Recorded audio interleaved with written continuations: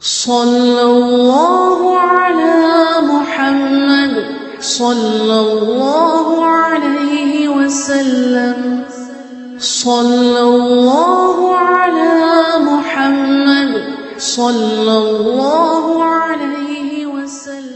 എന്നാ ഞാൻ മനസ്സിലാക്കുന്നത് നല്ല ആരോഗ്യമുള്ള സമയം വിവാഹവും അതുപോലെ അവരുടെ ജീവിതത്തിന്റെ പടികളിലേക്ക് കാലെടുത്തു വെക്കാൻ വളർന്നു വരേണ്ട പുതുതലമുറയിലെ നമ്മുടെ മക്കളെ ഞാൻ തന്നെ പൈസ കൊടുത്ത് വിവാഹം കഴിപ്പിച്ച് ഞാൻ തന്നെ എല്ലാ കാര്യങ്ങളും ചെയ്തു കൊടുത്തു പോറ്റി വളർത്തിയിട്ട് എന്റെ മകൻ സുഖിക്കട്ടെ, ഞാൻ ഏതായാലും കഷ്ടപ്പെട്ടു എന്ന് ചിന്തിക്കുന്ന ചില ബാപ്പമാർ നമ്മളെ നാട്ടിൽ അങ്ങനെയുള്ള ഒപ്പമാരുണ്ടോന്ന് എനിക്കറിയില്ല, ഇല്ല എന്നാണ് ഞാൻ വിശ്വസിക്കുന്നത്.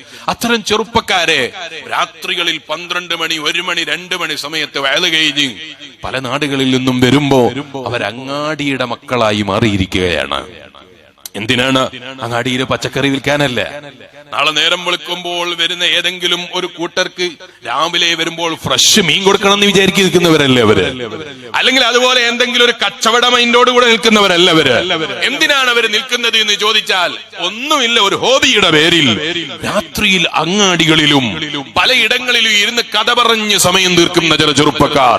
ബാപ്പമാരോട് ചോദിച്ചാൽ അവരാസ്വദിക്കട്ടെ, അവരുടെ പ്രായമാണ്, ഞങ്ങളെ ആ പ്രായത്തിലൊന്നും ഞങ്ങൾക്ക് ആസ്വദിക്കാൻ പറ്റിയില്ല എന്ന് പറഞ്ഞ് മക്കളെ അധ്വാനിക്കാൻ വിടുന്നതിന് പകരം കെട്ടിപ്പൂട്ടിയിട്ട് അവരുടെ വീടുകളിലും നാടുകളിലും സ്വതന്ത്രമായി വിട്ട് അധ്വാനിക്കുന്നത് പഠിപ്പിക്കുന്നതിന് പകരം ജീവിതത്തിൽ എന്തിനാണ് ഞാൻ അധ്വാനിക്കുന്നത്, അധ്വാനിക്കുന്നതിന്റെ ഫലമെന്താണ്, പണത്തിന്റെ മൂല്യം എന്താണ്, ജീവിതത്തിന്റെ ലക്ഷ്യമെന്താണ് എന്ന് പഠിപ്പിക്കപ്പെടാതെ പോയൊരു സമൂഹം വളർന്നു വന്നാൽ ഓപ്പമാരെ നിങ്ങളുടെ പണം കുളിച്ചു കളയാൻ അവര് തന്നെ മതിയായി പോകും.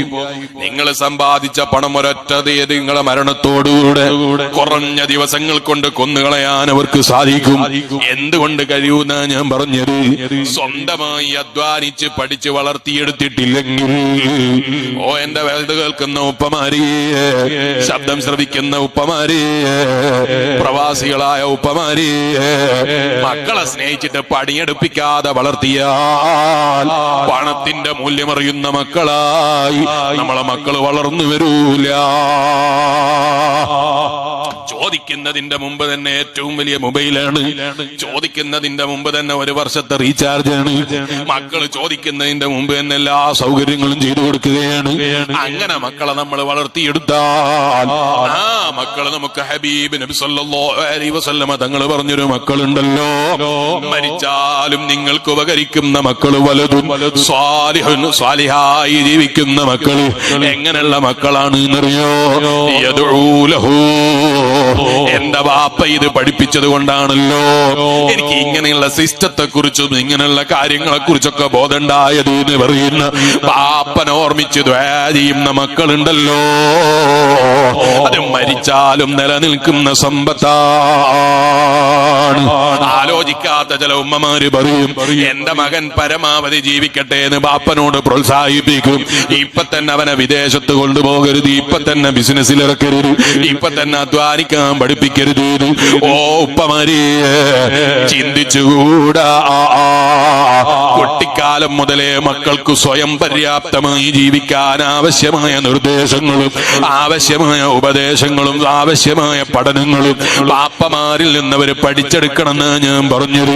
അങ്ങാടിക്കാരായി നമ്മളെ മക്കളെ വിട്ടുകളഞ്ഞ് നമ്മൾ ഉദ്ദേശിക്കുന്ന വഴിയിലേക്ക്, അല്ലെങ്കിൽ നമുക്ക് ആഖിറത്തിൽ ഉപകരിക്കുന്ന വഴിയിലേക്ക് നമ്മളെ മക്കളെ എത്തിക്കാൻ കഴിയൂല.